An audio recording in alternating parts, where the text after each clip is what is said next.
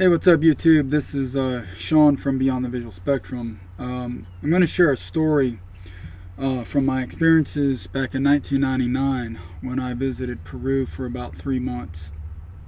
And I flew into Lima, Peru, which is a coastal major city, and then took a smaller plane into a mountain city that's much smaller than Lima. Lima has millions of people, and in Cusco maybe just under a million or at a million. But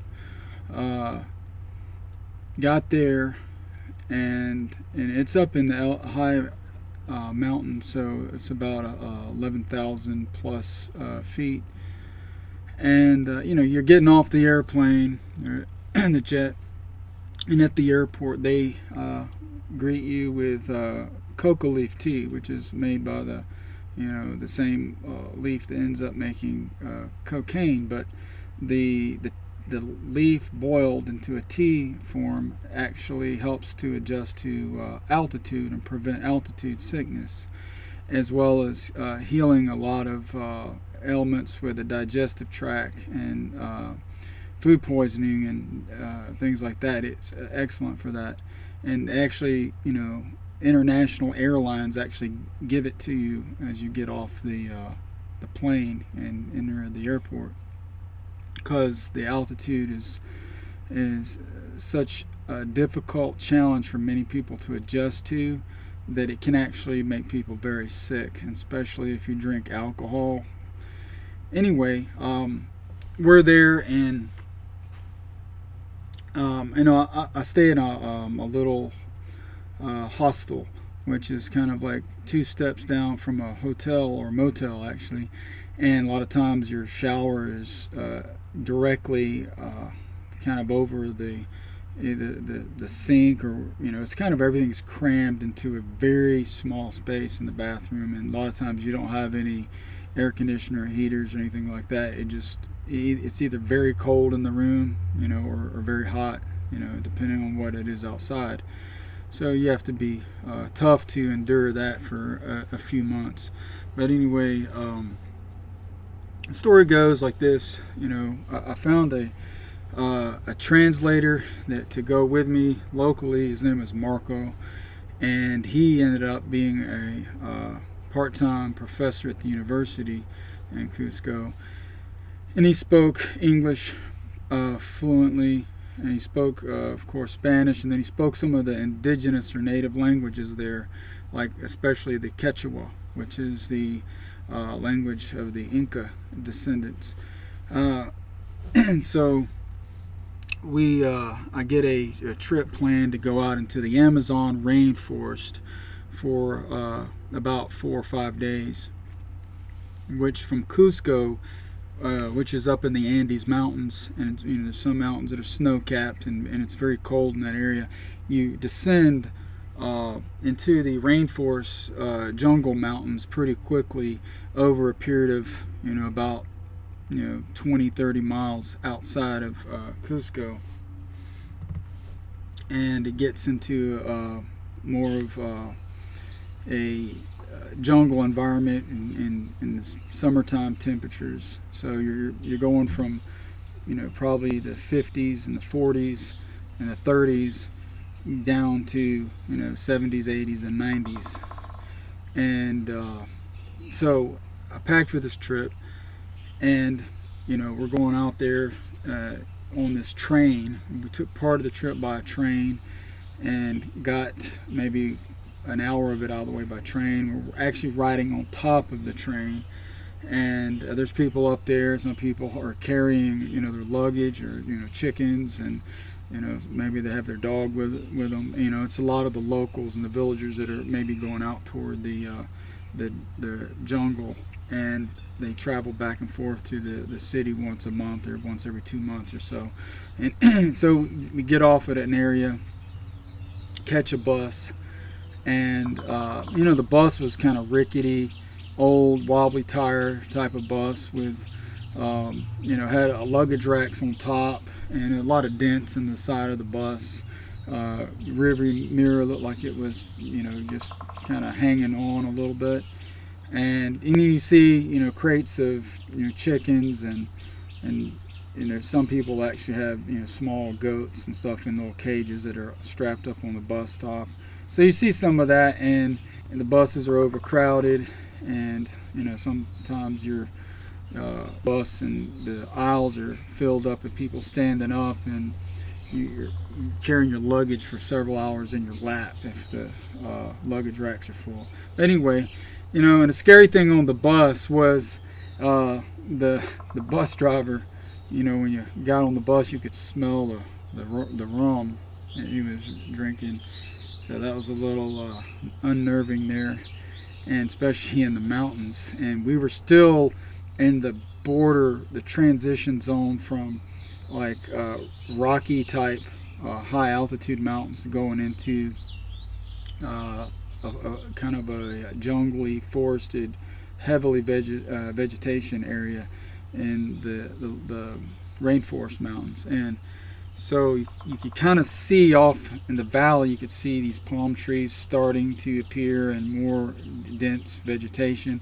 But where we were at the time, you were still up in an area where it wasn't so forested, like with the same plant species. But so we get on the bus, and we're going on a narrow road. The road is actually big enough for 1.5 vehicles. So it's very scary when there's another vehicle, especially another bus, and you're figuring out how they're going to pass each other. And so they have to really get close to the wall of the cliff that was on the right side or of the road, and the other vehicle passing you just barely has enough room to keep all their tires on the road. And there's no railing. I mean, sometimes it was a pretty steep drop off for maybe 500 feet and 1,000 feet. Sometimes you could look down and see the clouds and give you an idea how high it was. So anyway, there's roads that were muddy, and I'm looking out the window, and you're praying that this bus does not slip or start spinning or a tire blows out. And then you're factoring in that the driver smelled like rum when you get on the bus, so you're thinking of all the possibilities that could end up not so well for all the passengers on the bus.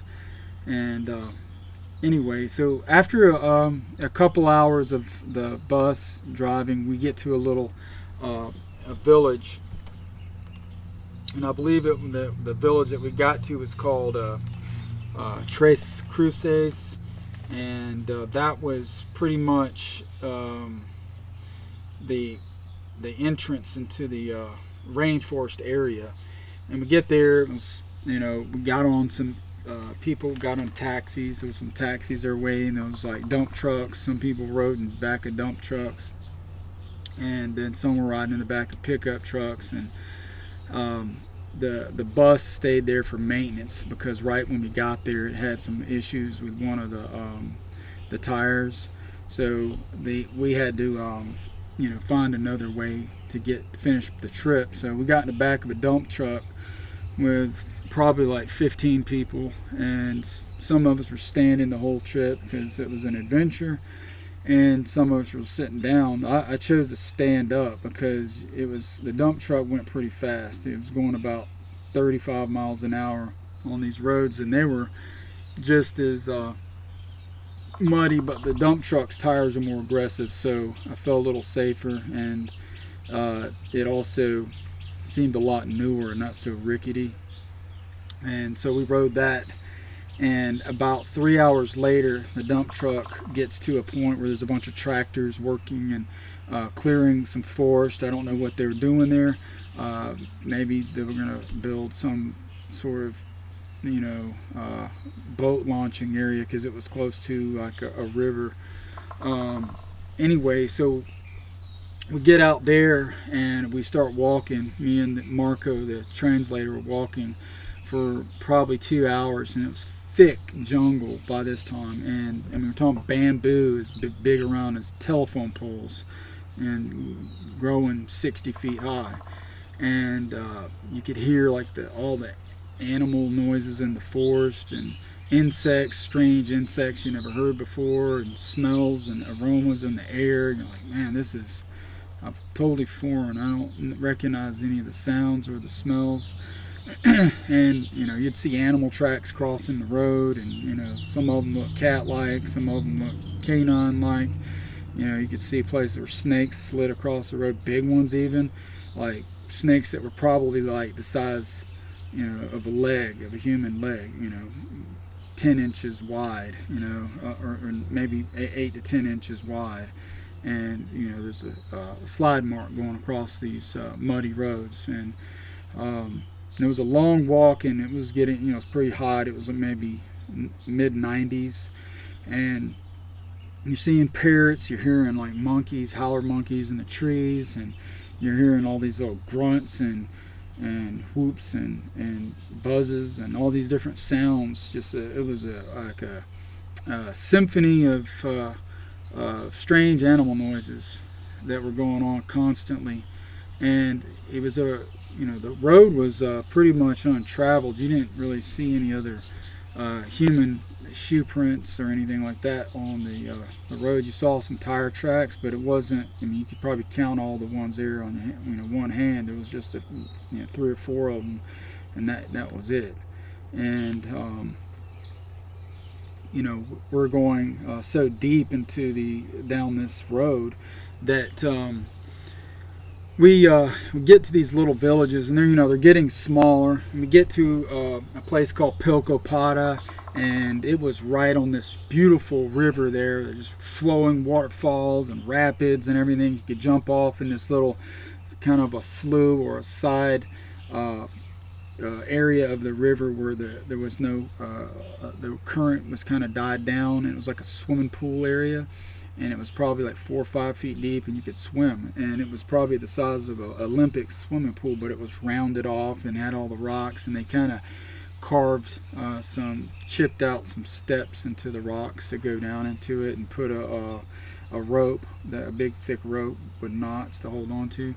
And so we had that place to swim, and we went and ate in the area. And I think what we ate was this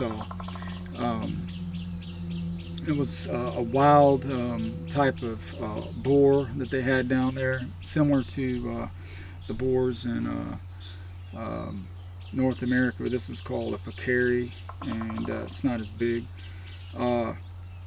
We also, the pharmacy in these areas was these just individuals that had stuff. They would sell stuff, and you could get your Pepto-Bismol and all these type of things if you had some stomach issues with eating different foods. But it was very limited. So the further we got out there, it's like if you weren't prepared or packed, you were up the creek without a paddle. And we were about to go up a big river, and that's where things it got pretty scary, because we're going to like this territory we've never been before, and there's very, very few people out there. And